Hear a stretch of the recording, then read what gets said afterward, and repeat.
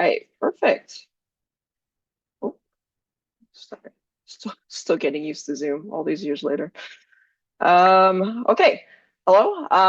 My name is Maria Glanfield, and I'm a second year PhD student at the University of Western Ontario, all the way across the pond in Canada. Since beginning my master's, my research has focused broadly on applications of 3D imaging in classical archaeology, but also more specifically 3D imaging some of the Roman shoes at Vindolanda. So today I'll just be sharing some insights from my master's thesis research, highlighting some of the promising results, things that I have learned during this process, and some of my plans to continue this work in the future with the dissertation process. But before I begin, I just would like to extend my gratitude to the Romans Fine Group and the conference organizers for having me today and allowing me to zoom in from Canada, and of course everyone in the audience who's joining today. Also, I'd like to thank my research collaborators that you can see on the screen here who helped make all this work possible. So my research centers on the Roman leather shoes from the site of Vindolanda in northern England. Now, I am sure many of you are already familiar with Vindolanda, but for those of you who aren't, it was a Roman military fort and settlement just south of Hadrian's Wall in Roman Britain, located in the central sector along the Staingate northern frontier, which is shown here in the bottom image. The site saw continuous occupation from the 1st through the 6th century CE. Now, Vindolanda is perhaps best known for the incredible collection of leather artifacts found at the site. In fact, the leather assemblage here is the largest assemblage of archaeological leather shoes from any single site in the Roman Empire, with around 5,000 leather shoes dating from roughly 85 to 300 CE or AD. The unique size of the shoe assemblage, along with the fact that Vindolanda had a very diverse population comprised of Roman soldiers of various origins, as well as non-combatant men, women, and children. This offers a rare opportunity to better understand a local community in a Roman frontier setting. Moreover, because of Vindolanda's anaerobic or oxygen-reduced conditions, this has allowed many of these shoes to be exceptionally well preserved. This preservation provides us and provides my research with a statistically significant data set of complete leather shoes from which we can gather detailed podiatric information, leading to a more comprehensive understanding of the diverse populations at Roman period sites. Traditionally, podiatric data gathered from Roman leather footwear, like the overall length of a shoe, has been manually measured and used to determine the ownership of a shoe in antiquity. However, this practice is potentially inaccurate for certain shoes where its style and construction requires a longer shoe length than the actual foot size of the individual. Two styles of Roman shoes where this may be an issue are closed shoes with very narrow pointed toes at the top, which you see in the left image here, and open-toed sandals with thongs positioned unusually high on the insole, which you can see example of on the right there.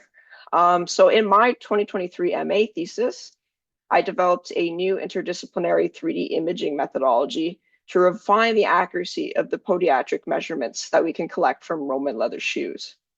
The methodology aims to capture the faint footprint impressions left on the leather insoles, which are often too subtle to see with the naked eye. By visualizing these impressions, we can analyze podiatric data such as foot size, shape, placement, and pressure distribution.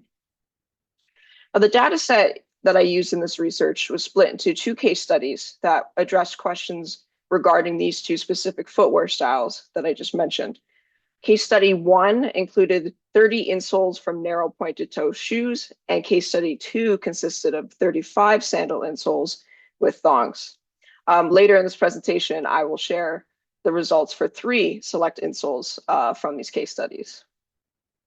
Now, I should also note here, since digitally visualizing footprint impressions on Roman shoes has not, to my knowledge, been conducted before. So when constructing this project, I had to look to methods from non-classical and even non-archaeological disciplines for inspiration, when developing my approach. So this methodology is heavily inspired actually by new 3D scanning and digital analysis techniques used in forensics for footwear examination, as well as the study of trace fossils and tracks in the discipline of vertebrate paleoechnology, which is the study of tracks of vertebrates, such as dinosaurs. So the methodology consisted of two main parts. The first was the 3D scanning data acquisition itself, so the scanning process, and then the digital enhancement and analysis process. Now, for the sake of time, I can't really go over all of the specific minute details of these processes here, but if you're interested, please feel free to take a screenshot of the slides where I've provided some of this more specific information or ask any questions later or email me. Now, the data acquisition, so the scanning process where we scan the shoes, was done using a 3D structured light scanner, which is a device that operates by projecting a pattern of light onto an object and then capturing its deformation on the object to create a highly detailed 3D model of the object's surface. Now, the scanning process took place on site at Vindolanda at the museum over the course of 3 working days roughly, and a total of 81 shoe insoles were scanned for the data set. Now, after this initial scanning was complete, the scans for each insole were registered together and fused into 3D models using the proprietary software that came with the scanner. And then they were imported into another processing software called MeshLab for things like image and texture capture, cleaning, and compression of file sizes. And then finally, all the post-processing work of the 3D models was conducted also in the software mesh lab using the non-textured grayscale versions of the 3D models, which you can see a version of on the right photo on the slide. So these versions were used because they significantly reduce the visual busyness of the surface of the insole, which you could probably see by comparing the photorealistic version and the non-photorealistic version. And this provided the clearest visibility of subtle topographic changes, which is what we wanted in order to be able to see these fine impressions. Now, the methodology was a combination mainly of the manipulation of a virtual light source on the object, the manipulation of a virtual perspective of the object itself, and the application of a series of expressive 3D visualization rendering and shader tools. The manipulation of the direction of a virtual light source combined with perspective sort of acts to reduce the unwanted impact of shadows and noise on visible surface features, which allowed me to find the optimum angle for visualizing those subtle changes in the impression on the surface. And although I can't really delve into more specifics here for, again, the sake of time, the rendering and shader tools generally as a whole act to exaggerate meaningful surface features according to the geometry of the 3D model. This provides better representations of the topography of the surface while removing any possible ambiguities, which makes them useful for clarifying and exaggerating certain features, such as impressions. So the first insole that I want to highlight today is from case study 1. This is a nailed closed pointed toe shoe with a total length of 230 millimeters, which places it in the relative size category of large. And this indicates ownership by an adult male. By simply manipulating the non-textured model to view it from an oblique perspective, which is a technique used in forensics, actually, I was able to visualize the subtle depth change of the topography of the insole surface, revealing depth impressions and indentations, as you can see in the image on the right, on the seat, so where the heel goes, and the tread of the insole, where the ball of your foot goes. Now, these physical impressions would have been made by the repeated weight and pressure of the sole of the foot or the plantar surface of the foot while walking. especially with repeated walking.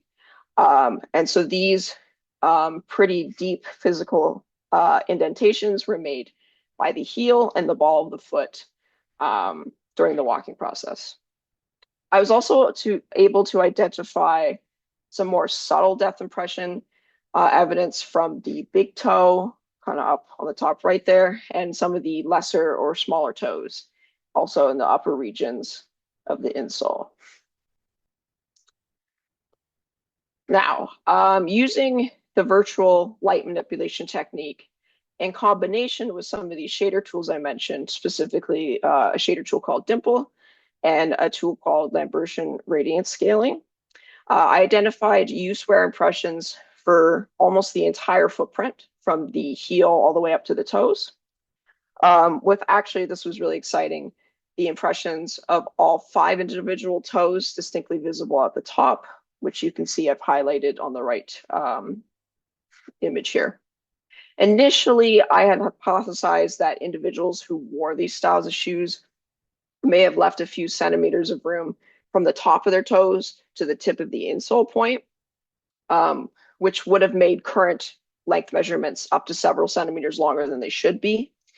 But the placement of the toes on this example showed that this individual's foot at least was placed within the narrow part of the insole and the top of their toes lay near the edge. Now this still leaves around 1 centimeter, 1.5 centimeters of space from the tip of the toes to the tip of the insole itself. Overall, the impression results from the entire data set for this case study revealed that individuals of all sizes place their feet closer to the top of the insole rather than further down, like shown on this example. But I noticed that the larger the foot, the more squished the toes seem to be on the shoes. And by larger the foot, I refer to in larger size shoes. So based on the impression results from this case study, I recommend actually taking 1 to 1.5 centimeters off from the total length of smaller sized insoles in the small and medium size category, and 1 centimeter from larger size insoles in the large and extra large size category when conducting measurements for more accurate foot length measurements for these types of shoes. Now, the second insole I want to highlight here is from case study 2. It is a nailed and sewn sandal with a total length of 237 millimeters, which places it also in the size category of large and indicates ownership by an adult male. A combination of oblique virtual lighting and the shader tool MineArt provided the best overall visualization of the use-wear and the 3D depth footprint impressions here, which are evident, as you can see, on the seat, or where the heel would be, the waist, which is that kind of part connecting, the tread, and the toe regions of the insole. Now, scholars have been confused by the location of the toe thongs on Roman sandals because they are located really high up on the insole. And they're also debate the exact placement of the foot on the insole itself. They wonder whether, individual toes would have sat on the insole at the edge, or if they would have partially hung off the edge. The impressions on this insole, for example, particularly the location of the big toe that you can see I've highlighted here, as well as just the overall tread impression, suggests that the toes of this individual would not have hung off the edge. Finally, the final insole I want to show you today is a nailed sandal with a total length of 194 millimeters, which places it in the relative size category of medium and indicates ownership by a female or adolescent. A nearly complete foot impression was visible on this one using the reflection line shader tool combined with virtual light manipulation. The footprint impression here extends all the way from the seat up the waist to the tread. And the location of the tread impression and where the smaller toes would have to sit on an insole with this shape suggests that some of the toes of this individual might have partially hung off the edge of the sandal. The impression on this insole and others of the medium and small sizes in this data set may indicate that on smaller size sandals, it was actually more common for some of the toes, especially the smaller toes, to partially hang off the front edge of the sandal. Overall, more refined accuracy of measurement. I recommend adding 1 to 2 centimeters from the top of the thong on the sandals to account for the length of the big toe. Now, having seen some of the results, I do want to talk about some of the benefits that came out of my research, and hopefully some of the benefits it will have for others. Overall, the methodology that I employed in my MA research has confirmed that it is feasible for capturing and visualizing footprint impressions on the surface of Roman leather insoles for visual analysis and future podiatric data collection. Footprint impression evidence of some kind was identifiable on roughly 74% of the insoles across the data set of my research, with varying results ranging from sparse impressions to partial impressions or complete footprint impressions. I believe the results and the observations that I've made in this research can provide researchers with less access to things like 3D imaging resources with some crucial information that they can use to inform their own research and possibly determine whether this methodology could be applicable to their own footwear, Roman footwear collections. Moreover, I believe a similar methodology could also be successfully applied to non-Roman leather assemblages, such as medieval leather shoes or the bog shoes from the Netherlands, for example. And this would expand sort of the interdisciplinary nature of the research, which was an important aspect of it for me. But perhaps most significantly, the preliminary analysis that I conducted in my MA thesis allowed me to identify certain trends in the placement of feet within certain styles and sizes of Roman shoes, which have provided potentially some answers to several questions that scholars have posed for certain Roman footwear practices, such as the squished placement of the foot and the toes in narrow pointed toe shoes, and partially or completely hanging toes on thong sandals. Now, this new information has already allowed me to suggest more refined measurement practices for more traditional podiatric data collection. With additional samples and digital metric analysis that I plan to conduct in the future, I expect to be able to provide even more refinements to current data collection practices. Now, in saying that, there were some challenges during the process of the research where I discovered a few notable things that I think challenged the success rate of the methodology or limited the scope of the research, which I think are important to discuss. I believe outlining these changes will be significant for researchers to consider if they wish to conduct similar research on their assemblage of archaeological shoes. The first challenge that I ran into was scanning shoes in the data set from the 1970s, which were conserved with a wax called PEG, which is carbowax polyethylene glycol. I found it was much more difficult to visualize footprint impression evidence on the insoles that were conserved using this early form of PEG. Only 2 of the 4 1970s insoles that we scanned yielded any identifiable impression evidence. And none of these were as substantial as on the insoles that were not conserved with the PEG. So I suggest that if there are any researchers interested in applying a similar methodology, they should focus their resources on shoes that have been conserved using other treatments.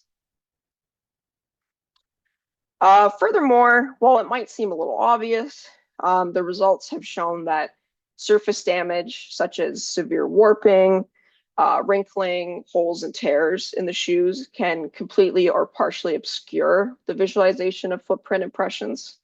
The 2 insoles that I have here, L 1988 to 2023 and L 1992 3464 here, I think illustrate this point well.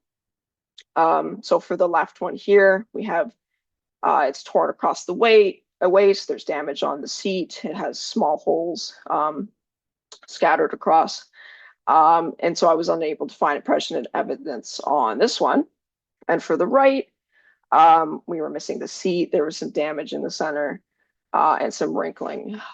So basically, researchers who wish to conduct something similar should be mindful of the impact of the conditions of the shoe on the success rate of the methodology. Finally, some of the analysis I conducted on the results revealed that the methodology was much less successful at visualizing substantial evidence on insoles with a lot of decorative surface features, things like stamps, inscriptions, and size patterns, stuff like that, more so than the more plain insoles. The results shown here for L1117, more famously known as the Lepidina sandal, is a good example of a really highly decorative shoe which did not produce any impression evidence using this methodology. So I suggest that if limited in resources or time, researchers may find it most efficient and productive to apply a methodology such as this on footwear with less or no decorative surface features. To end my discussion, I just want to briefly say that I plan to continue this research and expand upon it in my PhD, in my dissertation. And I plan to continue next with a digital measurement campaign. So digitally measuring using specific software for measuring the identified footprint impressions that I found in the MA research, and then conducting comparative analysis using standardized practices from forensic podiatry and anthropology. I think this will even further enhance the accuracy of the podiatric data that we can extract and deepen our insights into the local populations and their footwear practices in Roman frontier settings.